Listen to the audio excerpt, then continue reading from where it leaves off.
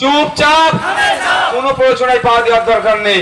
রাতের বেলা হয়তো তৃণমূলের বন্ধুরা বা অন্য কেউ টাকা নিয়ে আসতে পারে, বিরিয়ানির প্যাকেট নিয়ে আমার বাড়িতে আসতে পারে রাত্রের বেলা, ছেড়ে দেবেন নাকি? সেটা ছাড়বেন না, নিয়ে নেবেন। 1000 টাকা দিয়ে কি বলবে? ভোটটা দেবে, আর একটু নিয়ে নেবেন। মাথায় কোন নাড়বেন, আর মনে মনে কি বলবেন? হ্যাঁ দেবো, ভালো করে মাথাটা নাড়বেন, মনে মনে বলবেন ভালো করে দেবো। ওই 1000 টাকা কিন্তু ওদের নয়, ওই 1000 টাকা আপনারও। ওই 1 বছরে একটা এমপি 5 কোটি টাকা পায়, 5 বছরে 25 কোটি টাকা। ওই 25 কোটি টাকা কাজের ক্ষেত্রে কাটমানি খায়, 30% খেয়ে নেয়। একটা বিধায়ক 1 বছরে 60 লাখ ছিল।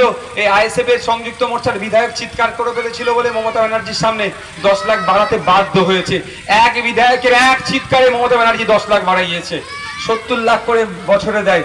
ওখান থেকেও 10%, 20%, 30% শুনছি কাটমানি হয়ে যায়। ওই কাটমানি টাকাটাই আপনাকে দিতে এসছে, তাহলে আপনার ট্যাক্সের টাকা আপনাকে ঘুরিয়ে দিতে এসছে, ছাড়বেন না। টাকাও নেবেন, ওর বিরুদ্ধে ভোট দেবেন, হবে তো নাকি? দেশের অষ্টাদশ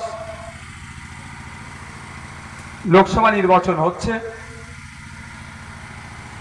মুর্শিদাবাদবাসী অর্থাৎ মুর্শিদাবাদ লোকসভার যেই 16 লক্ষের অধিক মানুষজনের চাওয়া পাওয়া, গঙ্গার ভাঙন, পদ্মার ভাঙন, পরিযায়ী শ্রমিকের সমস্যা, উন্নত মানের স্বাস্থ্যকেন্দ্র নাই, শিক্ষা প্রতিষ্ঠান নাই, আর্থসামাজিকভাবে এই মুর্শিদাবাদবাসী পিছিয়ে আছে। এখানে ইন্ডাস্ট্রি করার দরকার, কলকারখানা করার দরকার। এই দাবিগুলো পার্লামেন্টে তুলবে। এবার আপনারা বলতে পারেন, বা মাইকের আওয়াজ যত দূরে যাচ্ছে, যে আপনাদের ভোটটা দেব কেন? তৃণমূল আছে, শাসক দল, জাতীয় কংগ্রেস আছে, বিজেপি আছে, জাতীয় দল, দেশ শাসন করছে, যদি করছিল, এখন তো ইলেকশন কমিশনের হাতে চলে গিয়েছে। সিপিএম আছে, 34 বছর শাসন করেছে, বা লেফট ফ্রন্ট আছে, কেন আপনাদেরকে ভোটটা দেব? আমি যখন আসছিলাম এখান থেকে কোনো একটা বক্তা খুব ভালো কথা বলছিল, যে আমরা 17 বার 1951 সাল থেকে আমার দাদুরা ভোট দিয়ে এসেছেন, আমার বাবারা ভোট দিয়েছে, এখন আমরা ভোট দিচ্ছি। কি রাজ্যের আইনসভা, কি দেশের আইনসভা? 17 বার আমরা ভোট দিয়ে জনপ্রতিনিধিকে পাঠিয়েছি। দুঃখের বিষয়, তারা গেলেন, ভোট নিলেন, ভোটের সময় অনেক মিষ্টি মিষ্টি কথা বললেন, ভোট মিটে গেল, তাদের আর ধরাছোঁয়া তো পাওয়া দূরের কথা। আমাদের যে সমস্যাগুলো পার্লামেন্টে বলা দরকার, আমাদের যে সমস্যাগুলো রাজ্যের বিধানসভায় বলা দরকার, সেটা বলা তো দূরের কথা, বরঞ্চ সেখানে গিয়ে কিভাবে সেটিং করে চলে, আমার এই ব্যবসায়ী না ডিস্টার্ব করে, আমি পার্সেন্টেজটা ঠিকভাবে কিভাবে নিতে পারি, তাতে তিনারা মজে থাকলেন। তাই সময় এসেছে, যদি আপনারা চান এই পদ্মার ভাঙন, এই গঙ্গার ভাঙন, এই পরিযায়ী শ্রমিকের সমস্যার সমাধান হোক, এই ভগবানগোলা 2 ব্লকে একটাও কলেজ নাই, এখানে কলেজ নির্মাণ হোক, তাহলে বলবো আপনাদের কাজ হবে। আগামী মাসের 7 তারিখে খাম চিহ্নে ভোট দিয়ে আমাদের মুর্শিদুল ভাইকে রাজ্যের বিধানসভায় আর আমাদের হাবিব শেখকে দেশের আইনসভায় পাঠান, তাদেরকে বিপুল ভোটে জয়যুক্ত করুন। আপনাদের হাতে নির্ভর করছে আপনাদের ভাগ্য। আপনারা অনেক সময় বলেন না আমরা পাচ্ছি না, আমি এতে ভাই ভালো লাগে না আমার শুনতে। আরে পাচ্ছি না নয়, কে বলছে? আপনি কি পাওয়ার জায়গায় গিয়েছিলেন? আপনার আম খাওয়ার ইচ্ছে গিয়েছে, আপনি আমড়া গাছ লাগিয়েছেন, হবে আর আম খাওয়ার ভাই শখ পূরণ হবে? আপনি চাইছেন আপনার এখানে কলেজ হোক, আপনি চাইছেন আপনার এখানে ইন্ডাস্ট্রি হোক, আপনি চাইছেন আপনার ভাইরা ভিন্ন রাজ্যে গিয়ে কাজ না করে আমাদের রাজ্যেই কাজ করুক, আমাদের মুর্শিদাবাদেই কাজ করুক। তার জন্য তো পলিসি তৈরি করতে হবে, তার জন্য তো ব্যবস্থা গ্রহণ করতে হবে। এই 3 লাখ মানুষ কম করে আছে ভগবান গোলাতে।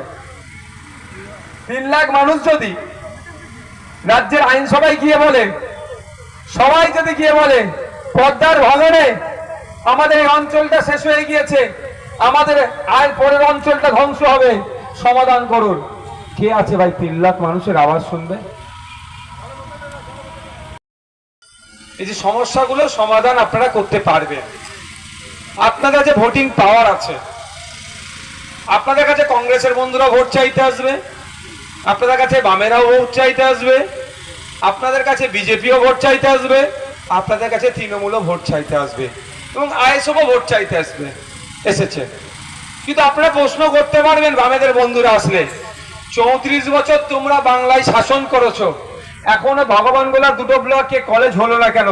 এর জবাব কিন্তু ওদেরকে দিতে হবে। আপনাদের কাছে কংগ্রেস আসবে, দেশের এতদিন শাসন করেছো, বাংলাতে এতদিন শাসন করেছো, কিন্তু এখনো ভগবান গোলা সহ মুর্শিদাবাদে ডেভেলপমেন্ট হলো না কেন? এটা প্রশ্ন আপনারা করতে পারবেন। তৃণমূল ভোট চাইতে আসবে, তৃণমূলকে বলুন 12 বছর তোমরা শাসন করছো, ইদ্রিস সাহেবকে এখান থেকে জিতিয়ে পাঠালাম, এখনো কলেজের নামগন্ধ শুনতে পেলাম না কেন? আসবে কে? বিজেপি। বলুন সাবকা সাথ সাবকা বিকাশ বলে খুব তো ডায়লগ বাজি করেছো, বিজেপির কে আসবে? কে দাঁড়িয়েছে এখানে?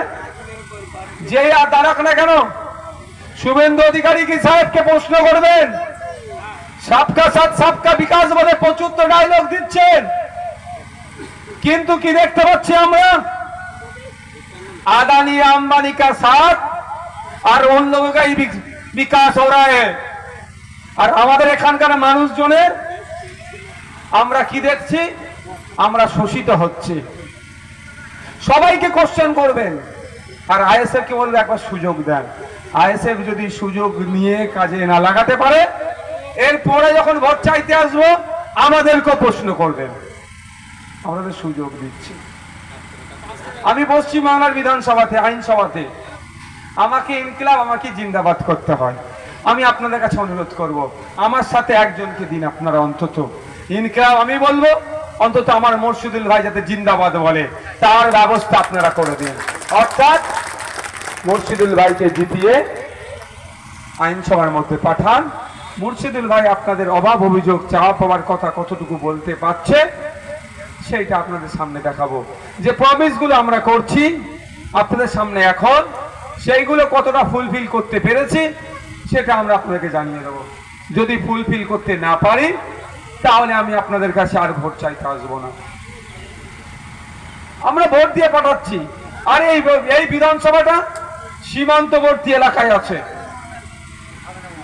একদিকে বিএসএফ আছে, অপরদিকে বিডিআর আছে, সম্ভবত বাংলাদেশের ফোর্স আছে। কিন্তু দুঃখের বিষয় আমাদের এখানে কৃষকরা তার জমিতে ফসল ঠিকঠাক করে সবসময় ফলাতে পারছে না। অনেক সমস্যা হচ্ছে, অনেক ডিস্টার্ব হচ্ছে। এই সমাধানের জন্য কোনো পলিসি রাজ্য সরকারের না কেন্দ্র সরকারে দেখতে পাচ্ছি না। মাঝে মধ্যে এই হুক্কা হুয়া করে উঠে রাজ্য সরকার, এই বিএসএফ ওই করেছে, বিএসএফ সেই করেছে বলে করছে, কিন্তু সমস্যার স্থায়ী সমাধান হচ্ছে না। তাই বন্ধুগণ আপনাদের বলবো, রাজ্য সরকারের কানে বারবার বারবার বারবার আওয়াজ পৌঁছাতে হবে যে ভগবান গোলাই শুধুমাত্র কলেজ নয়, ভগবান গোলাই বুনিয়াদী শিক্ষা যেখান থেকে অর্জন করে বাচ্চারা যেই সমস্ত স্কুলের টিচার নাই সেটা দিতে হবে। ভগবান গোলাই শুধুমাত্র কলেজ নয়, কলেজ তো করতেই হবে, সাথে সাথে ভগবান গোলাতেও কি করতে হবে? হাই স্কুলের টিচার নাই, টিচার দিতে হবে। জনসংখ্যার অনুপাতে শিক্ষা প্রতিষ্ঠান নয়, আর শিক্ষক ছাত্রের অনুপাতে শিক্ষক নয়। তাই অনুরোধ করছি আপনাদের, যদি এখনো মনে করেন সিএ করে তাড়িয়ে দেবে, ওই ভয়কে ভোটটা দেন, তাহলে আপনার ভবিষ্যৎ কিন্তু ভয়ঙ্কর আছে। আপনাদের পার্শ্ববর্তী বিধান লোকসভা জঙ্গিপুর কাছেই তো, জঙ্গিপুরের এমপি মহাশয়, বিদায়ী এমপি মহাশয় যখন পার্লামেন্টে সিএএ নিয়ে ভোটাভুটি হচ্ছিল তখন কি করেছিল আপনারা জানেন? আমরা সবাই জানি কি এটা 8 জন ভোটদান থেকে বিরত ছিল, ওই 8 জনের মধ্যে একজন খলিলুর রহমান সাহেব। কিন্তু আপনার এলাকার বিদায়ী এমপি আবু তাহের সাহেব কি করেছিল আপনারা জানেন? কোন পক্ষে ভোটটা দিয়েছিল জানেন? এটা আওয়াজ দেন। ওনার তো প্রকাশ হয়ে গিয়েছিল বলে জেনে গেলাম, ওই জন্য ওনার থেকে আমরা ডিস্টেন্স মেনটেন করছি। আবু তাহের সাহেব কি করেছেন, নিশ্চিতভাবে এলাকায় তৃণমূলের বন্ধুরা আছেন, মাইকের আওয়াজ যাচ্ছে, বা সাধারণ মানুষ আছেন, আপনারা জিজ্ঞাসা করবেন, হ্যাঁ ভোটটা কোন দিকে দিয়েছিল রে? খলিলুর রহমান সাহেব তো ভোট দেয়নি, তাহের সাহেব ভোটটা কোন দিকে দিয়েছিল? খোঁজ নিয়ে দেখবেন, যেটা চাইবেন যেটা পাওয়া যায়। আমার তো সন্দেহ হচ্ছে মমতা ব্যানার্জির চাপে এরা হয়তো যার বিপক্ষে ভোট দেওয়ার জন্য আপনারা পার্লামেন্টে পাঠালেন তার পক্ষে হয়তো ভোট দিয়ে দেয়নি। তো যদি বিপক্ষে ভোট দেয় যেটা দেখাবে আমাদেরকে, কারণ রাগ হচ্ছে নাকি?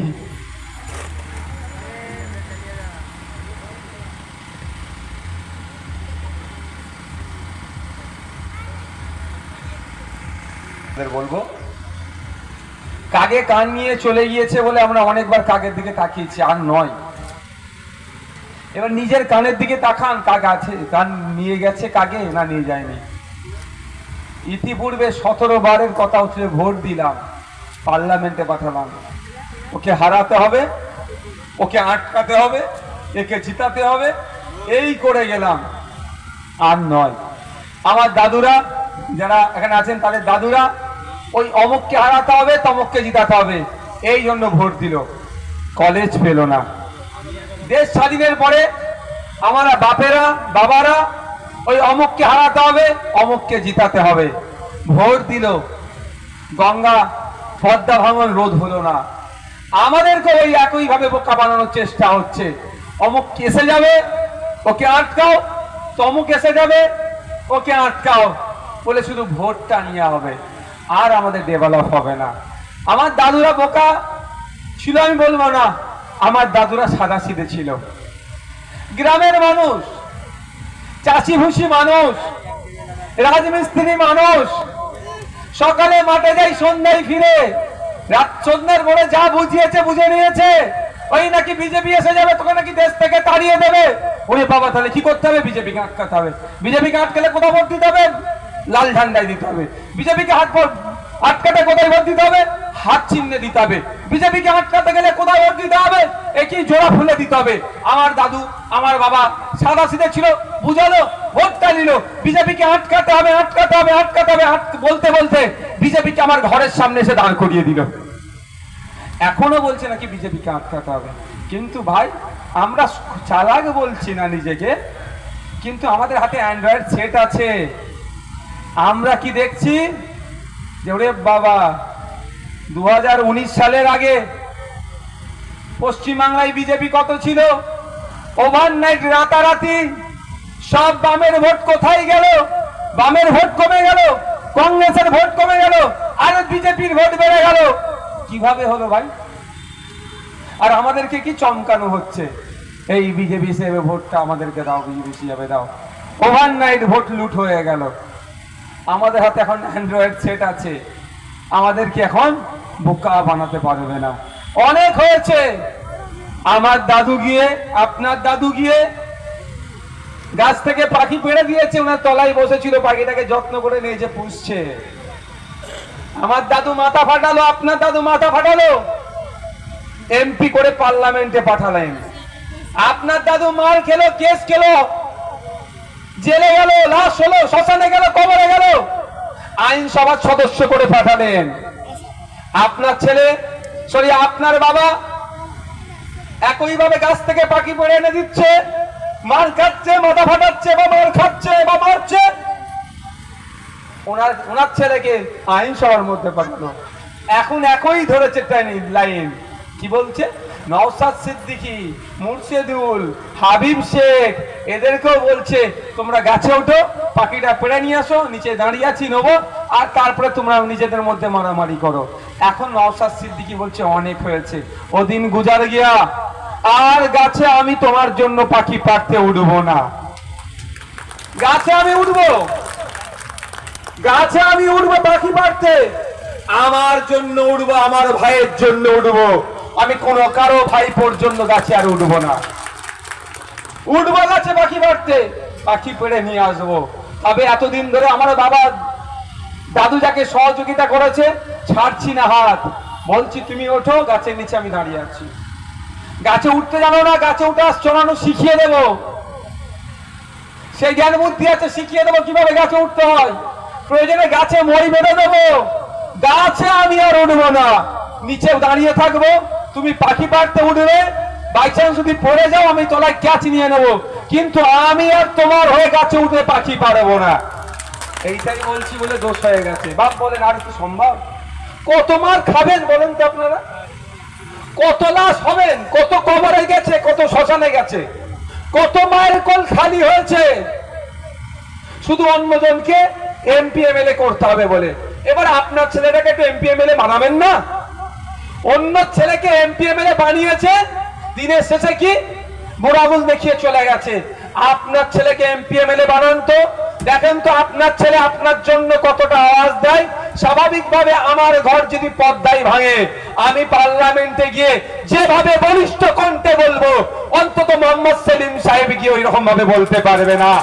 বিকাশ রঞ্জন, সরি আপনার বহরমপুরের নামটা কি গো, অদর রঞ্জন চৌধুরী ওই রকম ভাবে বলতে পারবে না, কারণ তার ঘর তো গঙ্গাই ভাঙেনি। ভেঙেছে যার ঘর, তাকে আমরা পার্লামেন্টে পাঠাতে চাইছি। ভেঙেছে যার ঘর, তাকে আমরা পশ্চিমবাংলার আইনসভাতে পাঠাতে পারছি, সে গিয়ে নিজের কষ্টের কথাটা বলতে পারবে। তাই আপনাদের বলবো, আসুন এগিয়ে। আবু তাহের খান ভালো মানুষ খারাপ মানুষ ওই আলোচনা সমালোচনায় আমি যাচ্ছি না। মোহাম্মদ সেলিম সাহেব ভালো মানুষ খারাপ মানুষ ওই সমালোচনায় আমি যাচ্ছি না। আমি শুধু আপনাদের বলবো, আসুন গিয়ে আমরা কি করব, আমাদের থেকে একবার পাঠাবে। 17 বার তো টেস্ট করলাম, 17 বার পাঠালাম, সবাই বুড়া আঙুল দেখিয়েছে। পরের ছেলেকে তো এতবার পাঠিয়েছি, নিজের ছেলে নিজের সিম্বল নিজের খামে একবার পাঠান না। যদি না কাজ করে তো নিজের ছেলেকে ধরে কি বলে, এই এটা বলার তো সাহস রাখতে পারবো আমরা?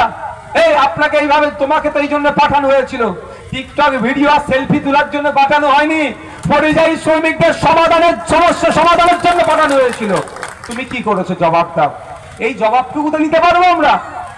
আর যদি না বলে তখন তো জবাব নিতে হবে। আরে আমি তো আপনার এলাকার বিধায়ক নয়, আমি তো ভাঙড় বিধানসভার বিধায়ক। আমি যদি বিধানসভার মধ্যে গিয়ে সরকার পক্ষকে বলতে বাধ্য করাই যে কেন্দ্রীয় একটা দল কেন্দ্র সরকারের কাছে পাঠাবো গঙ্গা ভাঙন রোধ করতে, তাহলে আপনার এলাকার এমএলএ যদি বিধানসভার মধ্যে যায়, আপনার এলাকার এমপি যদি আইনসভার মধ্যে যায়, তাহলে ভারত সরকারকে কিন্তু বাধ্য করাবে। এখান থেকে তো আমি একাই বাধ্য করিয়ে দিয়েছি, আপনাদের জন্য বাধ্য আমি একাই করিয়েছি। যেভাবে গঙ্গা ভাঙন হচ্ছে এত বলেছি, বাধ্য হয়েছে একটা টিম গঠন করে বলছে দিল্লি পাঠাবো। শুধু দিল্লি পাঠালে তো হবে না, ওই টিমটা দিল্লি যাবে। গলাটা টানছে কেন ভাই? আর পার্লামেন্টে আমাদের হাবিব শেখ থাকবে, তাহলে খেলাটা কি জমবে তো নাকি? হ্যাঁ, ভারত সরকারকে প্রশ্ন করবে তো, ভারত সরকারকে বলবে তো তখন। অ্যাকচুয়ালি আমরা এমপি এমএলএ কেন বানাই একটু ভাবতে হবে আমাদের। কেন এমপি এমএলএ? এই লোকসভার প্রায় 16 লক্ষের অধিক মানুষ আছে। সবাই যদি দিল্লি গিয়ে বলে আমার পদ্মা ভাঙন রোধ করতে হবে, আমার মাথার উপরে ছাদ নাই কেন, 100 দিনের কাজটা 200 দিন করতে হবে, 200 রোজটাকে 500 টাকা করতে হবে, এই ধরনের যদি কথাবার্তা বলে, সবার শোনার ক্ষমতা থাকবে? যে শুনবে ধৈর্য থাকবে? না অত সময় পাওয়া যাবে? সম্ভব নয়। তাহলে কি করতে হবে আমাদেরকে? সেই জন্য কি সিস্টেম? সংসদীয় সিস্টেম। সারা ভারতবর্ষ থেকে আমরা কতজনকে পাঠাই? 543 জনকে। সারা দেশ থেকে 140 কোটির অধিক মানুষ আছে, এদের মধ্যে থেকে আমরা 543 জনকে পাঠাবো কেন? এই 543 জন আমাদের যে সমস্যা, যে চাওয়া পাওয়া যেটা আছে ওখানে উত্থাপন করব, সমাধান তারা করবে। আইনসভা, ওটা কি আইনসভার আইন তৈরি হবে, নতুন নতুন আইন তৈরি হবে, পুরাতন আইনগুলো সংশোধন হবে, সংযোজন হবে, অ্যামেন্ডমেন্ট হবে বা নতুন আইন তৈরি হবে, এটাই তো। এবার একজন এমপি এমএলএর কাজ কি? যে আইনটা তৈরি হবে, প্রথম কাজ এই চাওয়া পাওয়ার কথা বলা, স্বাস্থ্য কেন্দ্রের ডেভেলপমেন্টের কথা বলা, শিক্ষার কথা বলা, আর্থসামাজিকভাবে যাতে ডেভেলপ হতে পারে তার কথা বলা। আর কি করবে, যে বিল নতুন যদি কোনো বিল আসে, সেই বিল যদি জনগণের বিপক্ষে যায় তার স্ট্রং অপোজ করা, এবং সাথে সাথে কি করা, যদি বিল যে বিলগুলোর সংশোধনী হবে বা সংযোজন হবে বা নতুন বিল আসবে যদি জনগণের পক্ষে হয়, আরো বেশি আমাদের যে জ্ঞানটা আছে সেটাকে দিয়ে জনগণের পক্ষে হয়, তার হয়ে সওয়াল করা। সর্বোপরি যেটা শাসক বা অনেক বিরোধী থাকবে না আইডিয়া, সেটা সমাধানের জন্য আমরা আমাদের মসজিদুলের ভাইয়ের মাধ্যমে, আমাদের হাবিব শেখের মাধ্যমে আমরা কি রাজ্যের আইনসভা দেশের আইনসভার মধ্যে রাখবো। যেই শাসকে থাকুক না কেন তাদেরকে বলবো এই সমস্যা এইভাবে চললে মানুষের ডেভেলপ হবে। অনুরোধ করবো আপনাদেরকে যে আপনারা এগিয়ে আসুন, আগামী মাসের 7 তারিখে খামচিহ্নে ভোট দিয়ে বিধানসভায় উপনির্বাচনে জনাব মুর্শিদুল আলম ভাইকে খামচিহ্নে বিপুল ভোটে জয়যুক্ত করুন, এবং লোকসভার নিরিখে মুর্শিদাবাদ লোকসভায় জনাব হাবিব শেখ, যিনি এক্স বিএসএফ একজন কর্তা, আপনার সেনা, তাকেও বিপুল খামচিহ্নে ভোট দিয়ে বিপুল ভোটে জয়যুক্ত করুন। এই আশা আপনাদের কাছে কি রাখতে পারি? আমি আপনাদেরকে একটা দায়িত্ব দেবো, নিতে পারবেন ভাই? হ্যাঁ, নিতে পারবেন? আপনারা 10 জন করে মানুষকে বুঝিয়ে কেন আইএসএফকে ভোট দিতে হবে আইএসএফের ছায়াতলে আনতে পারবেন? চেষ্টা করবেন ভাই। ভোট তো তাদের উপরে নির্ভর করছে, আপনার উপরে ভোট নির্ভর করছে। আমি তো জোর করে নিতে পারবো না আপনার ভোট, কিন্তু আমি তো আপনাকে বলবো যেমন ভাই আমাকে ভোট দেন। কেন বলছি, একইভাবে 10 জন করে আপনারা বোঝাতে পারবেন? আমি আশা করছি আপনারা পারলে। আমরা এখানে ভালো রেজাল্ট করছি, সমীক্ষাতে আমাদের এখানে খুব ভালো জায়গায় দাঁড়িয়েছে। আপনাদের কাছে অনুরোধ করছি, আসুন আইএসএফের ছায়াতলে আইএসএফের হাতকে শক্ত করুন। শেষ করার আগে কয়েকটা বিষয়, গুরুত্বপূর্ণ বিষয় বলবো। দেখুন, ভোট আসবে যাবে, আসবে ভোট যাবে। এই ভোটের জন্য আত্মীয়তা সম্পর্ক নষ্ট আপনারা করবেন না, প্রতিবেশী সম্পর্ক নষ্ট করবে না। বিজেপি বিভাজনের রাজনীতি করে মানুষে মানুষে বিভেদ করার চেষ্টা করবে, আর তৃণমূল মলম লাগাবার নাম করে আরো বেশি মানুষের মধ্যে বিভেদ করে দেবে। এই দুটো শক্তিকে আমাদেরকে ধ্বংস করতে হবে। আপনারা জানেন কি জানেন না, আমি যদি জানিয়ে দিই, 1998 সালের আগে বিজেপি পশ্চিমবাংলায় প্রচুর চেষ্টা করেছিল, সেই অর্থে করতে পারেনি। বিজেপির হাত ধরে তৃণমূলের জন্ম হয়েছে, তৃণমূলকে দিয়ে বিজেপি বাংলায় চাষ করেছে। তার জ্বলন্ত উদাহরণ, 2011 সালের আগে বিজেপির কোনো রমরমা দেখতে পেতেন? এটা বলুন। যা বিজেপি 2011 সালের পর থেকে বিজেপি বাংলায় শুরু হলো, 2019 সালের আগে পর্যন্ত বিজেপির এমপি সংখ্যা বাংলায় 1টা কি 2টো ছিল। 2019 সালে সুন্দর করে ভাগ করে নিল। কেন ভাগ করলো? ভাগ করার কারণটা কি জানেন? বিজেপিকে প্রধান বিরোধী শক্তি করে রাখতে চাইছে। এই নির্বাচনে তৃণমূল বন্ধুদেরকে যাই বলবেন সব বলবে ঠিক কথা, তারপরে কি বলবেন? বিজেপি এসে যাবে, বিজেপিকে আটকানোর জন্য ভোটটা দাও। অর্থাৎ ইস্যু এদের কাছে কিছুই নাই, শুধু বিজেপির ভয় দেখানো ছাড়া। বিজেপির ভয় দেখানো ছাড়া এদের কাছে কোনো ইস্যু নাই। আমি আপনাদের বলবো, বন্ধুগণ যারা আছেন, 2021-এ দেখুন, সিএ এনআরসির ভয় দেখিয়ে ভোটটা নিল, 77টা বিজেপিকে সিট গিফট করলো। 2024-এও যদি আপনি ওই বিজেপির ভয় দেখিয়ে যদি আপনার ভোট নাই, তাহলে আপনার বেডরুমে কিন্তু বিজেপিকে ঢুকিয়ে দেবে। তাই কে আসছে কে যাচ্ছে আর আমাদের ভাবার সময় নাই। পশ্চিমবাংলার আইনসভাতে আমরা মুর্শিদুল ভাইকে পাঠাবো আমাদের হয়ে কথা বলার জন্য। আমরা দেশের আইনসভাতে অর্থাৎ লোকসভাতে আমরা হাবিব শেখকে পাঠাবো আমাদের হয়ে কথা বলার জন্য। এটা হবে তো নাকি ভাই? হবে তো নাকি? আরে ভাই, বিজেপির ভয় আমরা খাবো? এই মনে হয় শুধু আমাদের মনের মধ্যে ভয় ঢুকিয়ে দিচ্ছে। বিজেপি নিজেই এখন ঠিক নাই, মুখ থুবড়ে পড়বে। তৃণমূল যদি ওদেরকে গিফট না করে সিট, ওরা সিট জিতার জায়গাতে নাই। এই ছাপ্পা ফাপ্পা যা হবে, যা করছে, ওদের তৃণমূল দায়িত্ব নিয়ে বিজেপির উপরে ছাপ্পা করে দেবে। বিজেপির হয়ে না জিতাতে পারলে ভাইপো তো গ্যারেজ হয়ে যাবে, বুঝতে পারছেন না? উনি যদি উনার ভাইপোর কথা ভাবে, ভাই আমি একবার অনুরোধ করবো আপনাদেরকে, সিটগুলো এখন ছামা হয়ে গেছে, বসে যান, ওগুলোর এমনি ভাড়া দিতে হবে, তাহলে পয়সাটা উসুল হয়ে যায়। ভাই দায়িত্ব নিয়ে একটু জানতো, আপনারা একটু জানতে, পয়সাটা অন্তত উসুল করুন, ভালো লাগবে ভালো লাগবে। বুঝলেন, এদিকে চলে পরে পরে চলে, আপনারা বসে যান। ভাই একটু বসুন না, কোনো প্ররোচনায় পা দেওয়ার দরকার নেই, কারো হুমকি কারো চুমকিতে ভয় পাওয়ার দরকার নাই। আপনার ভোট সকাল সকাল গিয়ে খাম চিহ্নে দিন, আপনার অধিকার আপনি বুঝে নিন। শেষ করছি ভাই, আর একটা কথা বলে শেষ করব। আচ্ছা আপনারা দেখেছেন কোনোদিন মোহাম্মদ সেলিম আর মমতা ব্যানার্জি হাতাহাতি লড়াই হতে? শুভেন্দু অধিকারী অভিষেক ব্যানার্জি হাতাহাতি লড়াই হতে? অধীর চৌধুরী আর ফিরাদ হাকিম হাতাহাতি লড়াই হতে? কোনোদিন দেখিনি, আর দেখতেও আমরা চাই না। কিন্তু লড়াইটা কোথায় হচ্ছে ভাই? বুথের স্তরে। কেন হবে আমার প্রশ্ন? তারা যদি সুকান্ত মজুমদার, কুণাল ঘোষ, দিলীপ ঘোষ এক জায়গায় যদি কেক কাটতে পারে এসি রুমের মধ্যে, পার্থ চ্যাটার্জি, সুজন চক্রবর্তী আরো রাজনৈতিক দলের নেতারা যদি এসি রুমে একসাথে বসতে পারে, আপনারা কেন বুথের স্তরে বসতে পারবেন না ভাই? নিজের মনকে একটা প্রশ্ন করেছেন? কে আপনাদের মধ্যে লাগিয়ে দিচ্ছে ওই লড়াই লড়াই লড়াই চাই, লড়াই করে বাঁচতে চাই স্লোগান? তো হচ্ছে ঠিক কথা ভাই, কিন্তু লড়ছে কে, লড়াই করছে কে, আর বাঁচছে কে? এটা ভেবেছেন? লড়ছে বুথের লোক, ক্ষতিগ্রস্ত হচ্ছে বুথের লোক, জেল খাটছে বুথের লোক, আর লড়াই করে বাঁচছে কে? নেতা। ভুল বলছি নাকি? অনেকের গায়ে লাগতে পারে, কিচ্ছু করার নেই।